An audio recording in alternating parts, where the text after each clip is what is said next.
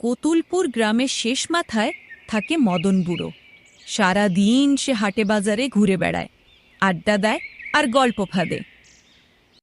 একদিন গভীর রাত্রে সে একা একা বাড়ি ফিরছিল। আকাশে তখন টিপ টিপ করে তারা জ্বলছে, চারপাশে কুয়াশার চাদর। রাস্তার ধারে বাঁশঝাড় আর মাঝে মাঝে পেঁচার ডাক। মদন বুড়োর হাতে একখানা লণ্ঠন, কিন্তু বাতাসে সেটা বারবার নিভে যায়। হঠাৎ বাঁশঝাড়ের আড়াল থেকে অদ্ভুত শব্দ এলো, যেন কেউ ফিস ফিস করছে। মদন বুড়ো ভয়ে থরথর কাঁপতে লাগলো। সে বলল, ওরে বাবা, ভূত নাকি? ঠিক তখনই তার সামনে সুন্দরী মেয়ে। বুড়োর মনে করতে লাগলো, এ তো 5 বছর আগে মারা গেছে। বুড়ো তো হতভাগ, তার মুখের দিকে একভাবে তাকিয়ে আছে। মেয়েটা তার কঙ্কাল রূপ ফিরে এলো আর বুড়োর গলাটা চেপে ধরে, বুড়োটাকে মেরে ফেলে। বাঁচাও, বাঁচাও, বাঁচাও!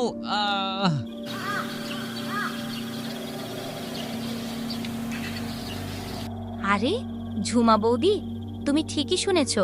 কাল রাতে গোপালনগর জঙ্গলের ভেতর দিয়ে মদন বুড়ো একা একা ফিরছিল। চারিদিকে তখন চাঁদহীন অন্ধকার, বাতাসে শুধু ঝিঝি পোকার ডাক।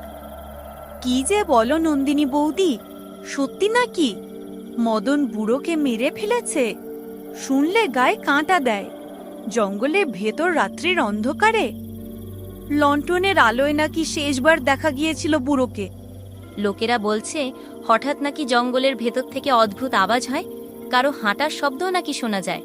মদন বুড়ো নাকি ভয় পেয়ে তাড়াহুড়ো করে হাঁটছিল, কিন্তু সেই থেকে আর তাকে কেউ বাড়ি ফিরতে দেখেনি। আজ সকালে কিছু চাষা মজুর মাঠে গিয়ে দেখে জঙ্গলের পাশে রক্তের দাগ আর একটা পুরনো লাঠি পড়ে আছে। গ্রামের সবাই বলছে হয়তো ডাকাত নয়তো অদ্ভুত কিছু ঘটেছে। কি বলছো, সত্যি নাকি? কে মারলো? সামনে তো কালী পুজো আসছে, তাহলে রাত হলে কেউ বেরিও না একা একা। পরের দিনের রাতটা আরো ভয়ঙ্কর হয়ে উঠল। গোপালনগর জঙ্গলের ঘন অন্ধকারে এক গ্রামবাসী সাহস করে বাড়ি ফিরছিল। চারদিকে ঝিঞ্ঝি পোকার ডাক, হাওয়ার শোঁ শোঁ শব্দে ভয় যেন আরো গাঢ় হচ্ছিল। হঠাৎ সামনে এক লম্বা সাদা পোশাক পরা সুন্দরী মহিলা দেখা দিল। চাঁদের আলোয় তার মুখটা স্বপ্নের মতো লাগছিল, কিন্তু চোখে ছিল এক অদ্ভুত নিষ্ঠুর ঝলক। গ্রামবাসী প্রথমে ভেবেছিল হয়তো কোনো পথভোলা নারী, কিন্তু কয়েক মুহূর্ত পরেই তার শরীর শীতল হয়ে উঠল, বুক কাঁপতে লাগলো। মহিলার 2 চোখ রক্তের মতো লাল হয়ে উঠল। আরে, এটা আবার কে? বাঁচাও, বাঁচাও, বাঁচাও!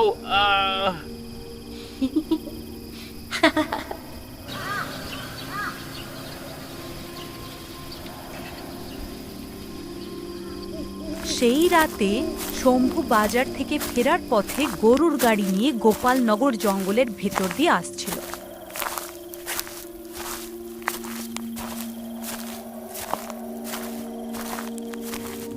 চারপাশে অদ্ভুত নীরবতা, কেবল গরুর ঘণ্টার টুংটাং আওয়াজ ভেসে আসছিল।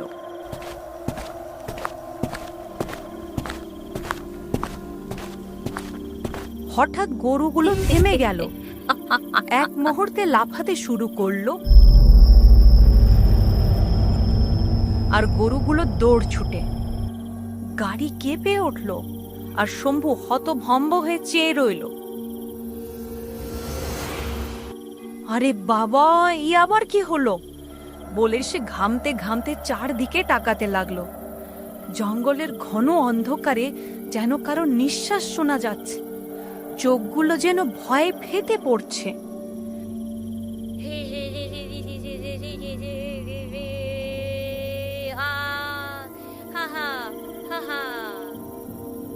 কি হলো ব্যাপারটা?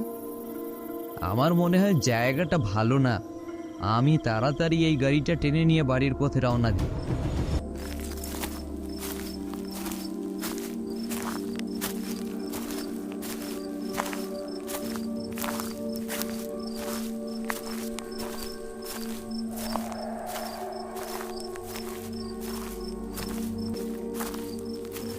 শম্ভুর বউ লণ্ঠন হাতে নিয়ে উঠোনে বেরোতেই চারপাশে অন্ধকার।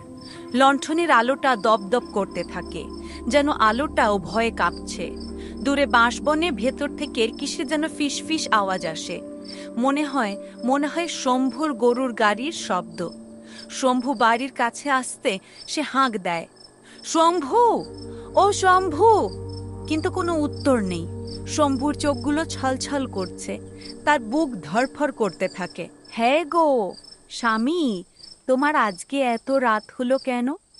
তুমি তো অন্যদিন তাড়াতাড়ি বাড়ি ফেরো, তাহলে আজকে এত রাত্রিতে ফিরলে? আমি তোমার জন্য ঘন্টার পর ঘন্টা অপেক্ষা করছি।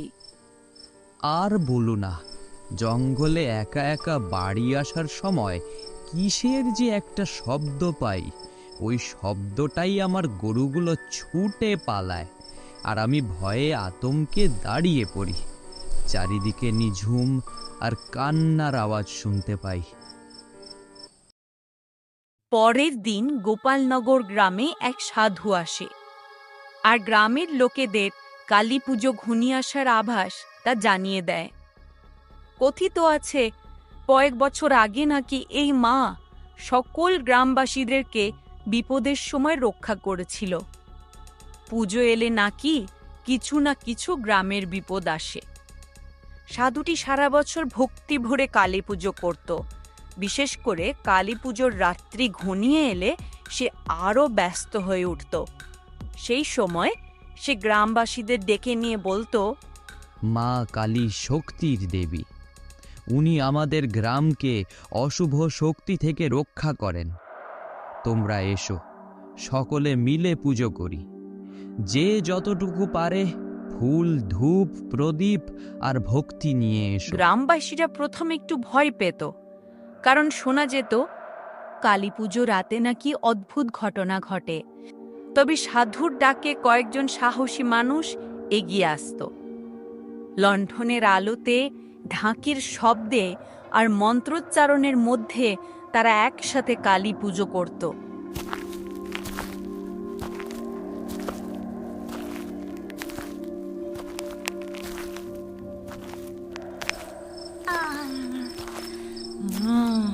আরে রে, এটা কিসের শব্দ? এই পাখিটা আমার কাছে এসে কি বোঝাতে চাইলো? রাস্তাটায় কোনো কিছু খারাপ আছে, সেটা কি আমাকে বোঝাতে চাইলো?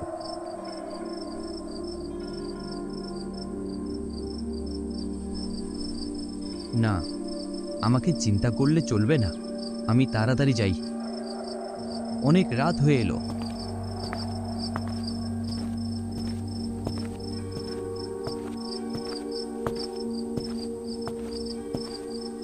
আরে, আবার তো শব্দটা শোনা যাচ্ছে। কিছু তো বুঝতে পারছি না এটা কিসের শব্দ। আশেপাশে কোনো তো লোক নেই, চারিদিকটা পুরো ফাঁকা, অন্ধকার। না, আমার মনে হচ্ছে এখানে কেউ একটা আসছে।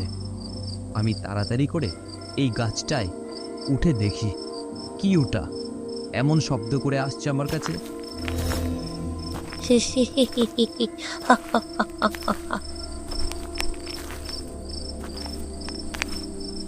আরে, এখানে তো মানুষের গন্ধ পাচ্ছিলাম।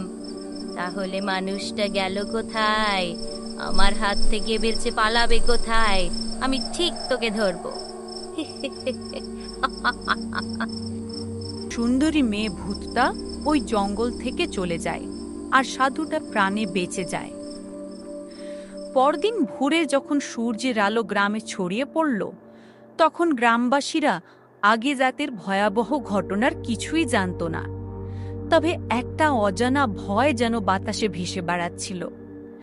গ্রামের বয়স্করা আড্ডার আসরে বসে আলোচনা শুরু করল। এইবার কালী পুজোটা আমাদের খুব ভালো করে করতে হবে। ঠিকই বলেছিস, আগেরবার আমরা পুজোর গাফেলতি করেছিলাম, তাই না হয়ে সব অশুভ জিনিস জঙ্গলে দেখা দিচ্ছে। সেই সময় সাধুটাও এসে হাজির হলো, মুখে ক্লান্তি, চোখে ভয়ের ছাপ, কিন্তু প্রাণে বেঁচে গেছে বলে কৃতজ্ঞ। সে ধীরে ধীরে বলল, কাল রাত্রে আমি যা দেখেছি সেটা কোনো সাধারণ ব্যাপার নয়। মা কালীকে সন্তুষ্ট না করলে গ্রাম বিপদের মুখে পড়বে। এই কথা শুনে সবাই হকচকিয়ে যায়। গ্রামের যুবকেরা তখনই ঠিক করে, যা হোক না হোক আমরা একসাথে মিলেই এইবার বড় কালী পুজো করব। পরের দিন রতন বুড়ো আর রমেন শহর থেকে মা কালীর মাটির মূর্তিটা নিয়ে গরুর গাড়িতে ফিরছিল।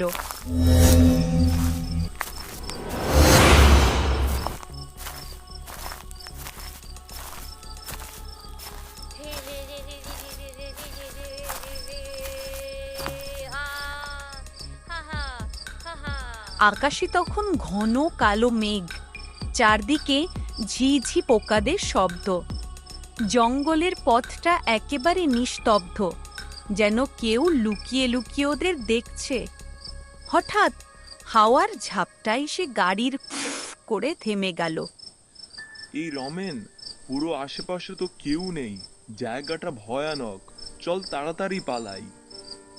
রতন বুড়ো চাপা গলায় বলল, রমেন, যেন ঠান্ডা লাগছে হাওয়াটা, মনে হচ্ছে কেউ পিছু নিচ্ছে। রমেন ভয় সামলাতে গিয়ে উত্তর দিল, চুপ করো বুড়ো, মূর্তিটা ঠিকঠাক পৌঁছানোই আসল কাজ। তারপর হঠাৎ করে এই জঙ্গলের ভেতর থেকে কার যেন মিয়েলি হাসি শোনা গেল। একেবারে শীতল, ভয়ঙ্কর। দুজনের বুক ধড়ফড় করে উঠল। গাড়ির চাকা যেন আটকে গেল, আর সেই হাসির শব্দ ক্রমশ কাছে আসতে লাগলো। স্বামী, কালকে তোমার কি হয়েছিল? তুমি এত ভয়ে আতঙ্কে বাড়ি ফিরলে, তোমরা কিছু দেখেছো নাকি? তাহলে তোমায় আমি পুরো কাহিনীটা বলি। এত গ্রামের বিপদের কারণটা কি? বহু বছর আগে গোপালনগর গ্রামে শ্রুতি নামে একটা মেয়ে বাস করত। শ্রুতির বাড়িতে দুটো খরগোশ ছিল। শ্রুতি ওই খরগোশ নিয়ে খেলা করত। সময়টা ছিল কালী পুজোর রাত। শ্রুতি গোপালনগর গ্রাম দিয়ে একা একা কালী পুজো দেখতে আসছিল। আর জঙ্গলের মধ্যে তাকে রঘু ডাকাতের দল ঘিরে ধরে।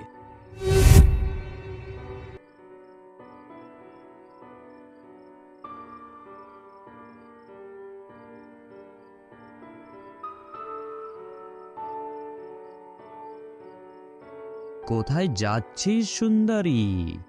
বাহ, তোমার গায়ে তো অনেক সোনা গয়না, চুপচাপ দিয়ে দাও সুন্দরী। এই চোরের দল, আমার রাস্তা থেকে সরে যা। আমি কালী পুজো দেখতে যাচ্ছি। আমি এগুলো তোদেরকে দেওয়ার জন্য পড়িনি, বুঝেছিস? কালী পুজো?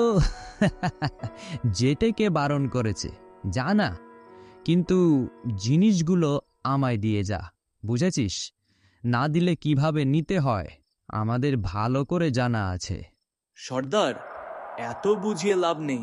তুমি যদি একবার বলো আমি এক্ষুনি নিয়ে নিতে পারি, চিন্তাই করে।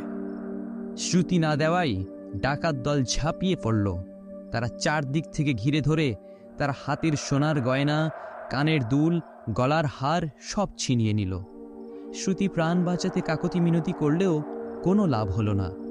ডাকাতরা হঠাৎ হিংস্র চোখে তাকিয়ে গর্জে উঠল, আজ থেকে তুই ডাকাতদের সামনে দাঁড়িয়ে প্রতিবাদ করিস? তোকে আমরা জীবিত রেখে যাব না। একই সঙ্গে গোটা দল তাকে মাটিতে ফেলে নির্মমভাবে মেরে ফেলে। অচেতন জঙ্গলের বাতাসে শুধু শ্রুতির চিৎকার মিলিয়ে গেল। তার দেহ সেই জঙ্গলের মোড়েই পড়ে থাকে। আর দিন কেটে মাস যায়, মাস কেটে বছর যায়। তার দেহ পচে গিয়ে শেষ পর্যন্ত কঙ্কালে পরিণত হয়। কিন্তু এখানেই শেষ নয়। শ্রুতির অশান্ত আত্মা সেই কঙ্কালে ভর করে রক্তপিপাসু ভূতে পরিণত হয়। এরপর থেকে গ্রামের কেউ যদি রাতে ওই জঙ্গলের রাস্তা ধরে ফিরত, শ্রুতির কঙ্কাল দাউ দাউ করে দাঁড়িয়ে উঠত অন্ধকারের মাঝে। এরপর একদিন রঘু ডাকাতের দল ওই জঙ্গলে ভেতর দিয়ে যাচ্ছিল। তাদের সামনে ওই সুন্দরী মেয়েটা চলে আসে। রঘু ডাকাত দেখে তো ভয়ে চক্ষু চড়কগা। তারপর কঙ্কালটা নিজে দুটো হাড়ের হাত বাড়িয়ে একে একে ডাকাতদের গলা চেপে ধরতে লাগলো। ভয়ে আর আতঙ্কে ডাকাতরা পালাতে চাইল, কিন্তু কেউ বাঁচতে পারল না। যে যেখানে দাঁড়িয়েছিল সেখানেই কঙ্কাল সুন্দরীর অদ্ভুত শক্তিতে একে একে সবাই নিস্তেজ হয়ে মাটিতে লুটিয়ে পড়ল।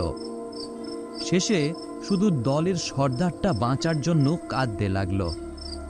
কিন্তু কঙ্কাল সুন্দরী তাকে বলল, একদিন আমিও তোর কাছে এইভাবে হাত জোড় করে মিনতি করেছিলাম, কিন্তু তুই শুনিসনি, আমাকে মেরে ফেলেছিলি। আজ সেই রাত, বাঁচাও বাঁচাও বাঁচাও।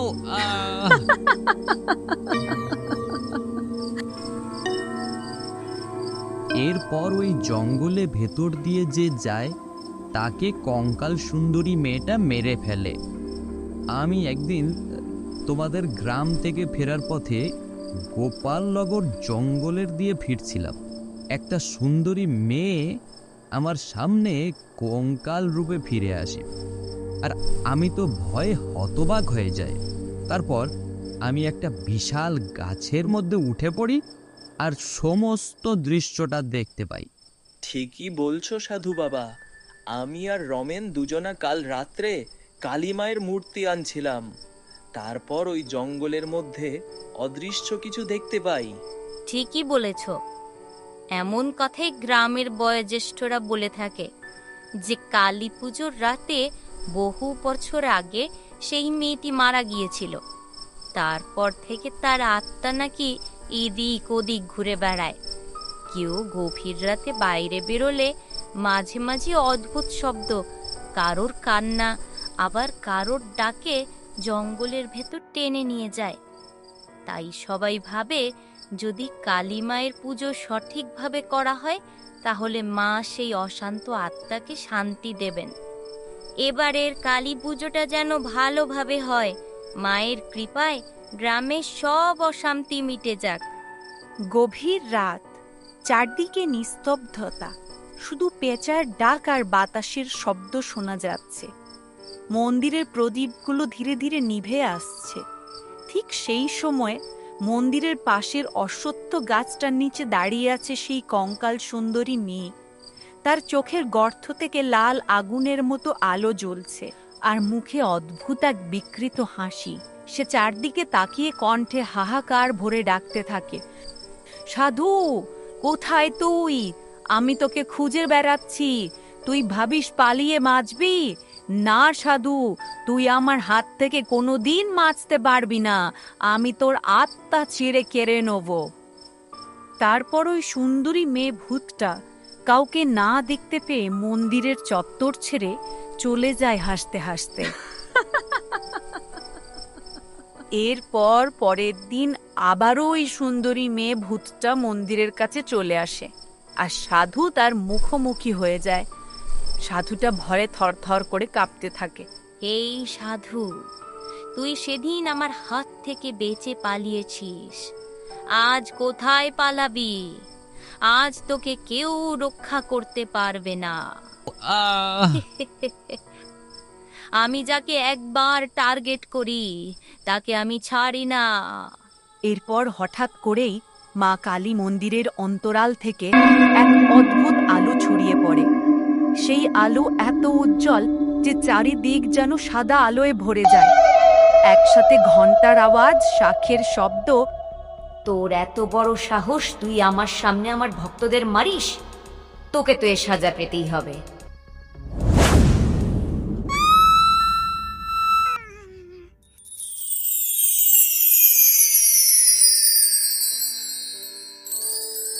মা, আমায় ক্ষমা করবেন, আমার প্রণাম গ্রহণ করুন।